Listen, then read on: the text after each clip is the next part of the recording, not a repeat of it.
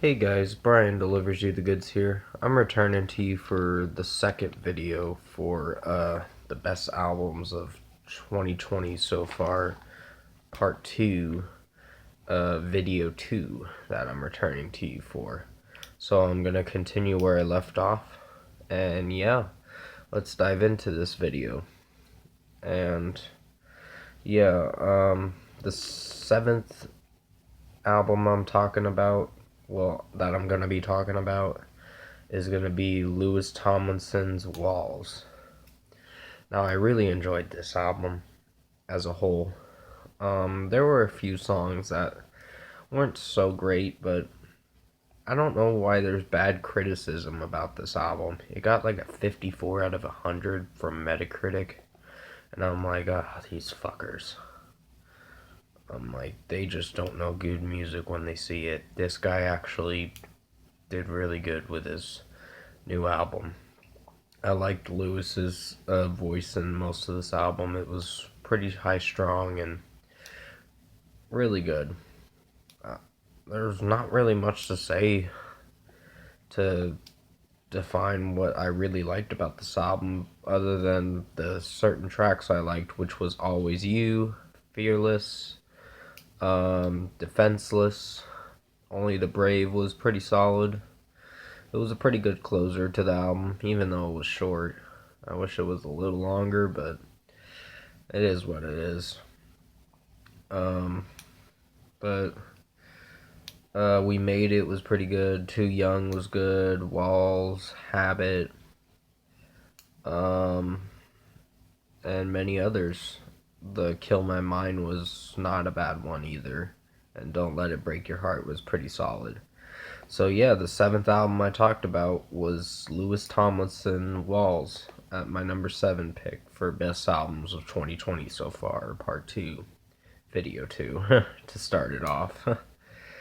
So I know that's a long title, but that's what the video title is going to be called.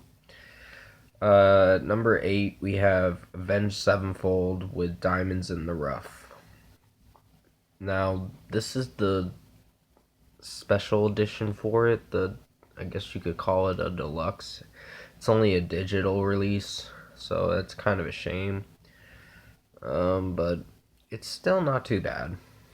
I really liked it. The Walk song, which is a Pantera cover, was actually good. I really liked that one. Uh, Set Me Free was like the supposed to be on Hail to the King, but it's like a B-side cover, I think, or a B-side version of it. But it's still pretty good. And the only one I wasn't crazy about was, I think it was called Paranoid, which is the Black Sabbath cover. And I wasn't that crazy about it, but it was alright.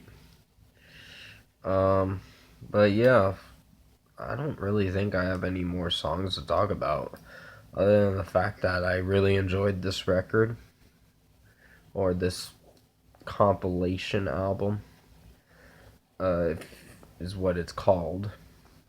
But yeah, at number 8 we have Avenged Sevenfold with Diamonds in the Rough. At number 9 we have Hollywood Undead with New Empire Volume 1.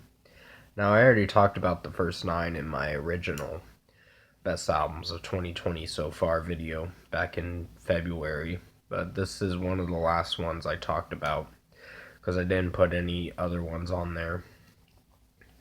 But yeah, I really enjoyed Hollywood Undead's new album. It was pretty short, but still really good. It was an enjoyable record from start to finish. I think I gave it like a 9 out of 10. I'm not 100% sure, but it deserves it. It's really worth the listen. If you guys haven't heard this album, definitely check it out. And their other discography if you never got into Hollywood Undead, because they're really good. Um, I enjoyed Enemy, that was good.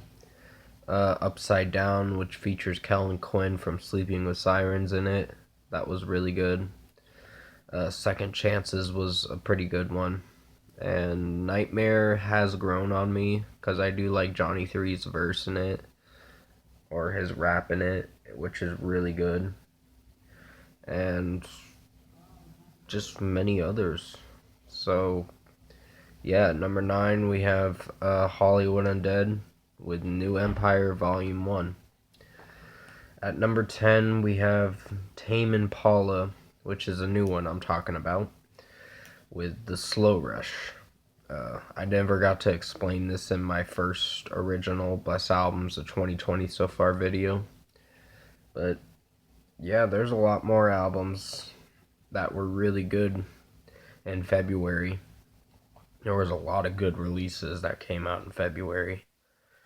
Uh, Slow Rush it's kind of a psychedelic pop album, but if you like that kind of stuff, then you'll enjoy the record. But it's not for everyone, but it's still really good. Fact is, I really enjoyed it. Um, uh, Lost in Yesterday was my favorite song from it. Is It True was good. One More Hour and One More Year was good. One More Year is the opener to the album, and then One More Hour is the closing song to the album. And It Might Be Time was pretty good. And many others. So Breathe Deeper was good. Instant Destination, or Instant Destiny, I think it's called, if I'm saying it right. And the Glimmer track was pretty good for what it was. So yeah, the 10th album I talked about at number 10 was Tame Impala with The Slow Rush. Number 11 is Grimes with Misanthropocene. I actually did purchase this album, which I'm kind of glad I did because it's really good. She does have a weird voice, so if you're not used to her weird voice, then it's not going to be for you, this record. But for how it is as a whole, it didn't disappoint. It's only a 10-track album for the regular edition, the CD version. But the deluxe is only a digital one, so it's kind of a shame. But it is what it is. I feel like I'm getting pieces of hair on me. Yeah, like pieces of hair for some reason. I don't know why. But yeah, I really did enjoy this record. I enjoyed So Heavy I Fell Through the Earth. Delete Forever was pretty good. Violence I really enjoyed, which is a weird song, but it's still good. 4am was good. New Gods was pretty solid. You'll Miss Me When I'm Not Around was good, and I Adore You was a pretty good closer to the album. So yeah, definitely give this album a chance if you haven't heard it. It's the 11th album I talked about was Grimes Misanthropocene. At number 12 is Ozzy Osbourne with Ordinary Man. Now, I gave this a really good rating because I really enjoyed this album from start to finish. Straight to Hell was a good song. All My Life was probably my all-time favorite. Goodbye had some messy points, but I think it did its purpose on what it was trying to do. Scary Little Green Men, which is about aliens, was kind of silly. A silly song to really jam out to, but it was still really good. Holy for Tonight was a mellow one, but not too bad. I know some people didn't like this record that much and thought it was okay, but I think it's one of the best albums this year, and I really enjoyed it. The song with Post Malone, what's it called? It's a Raid. That was actually really good, and Take What You Want which Ozzy Osbourne put that on there just because it was on Post Malone's album, so he just decided to put it on his album, which that was his comeback to making music again. So yeah, the 12th album I talked about was Ozzy Osbourne, Ordinary Man. At number 13, which is going to be the last one for now until I do video 3 of this Best Albums of 2020 Part 2, or so far Part 2, video 3, which will be the next video. The Word Alive, Monomania, is at number 13.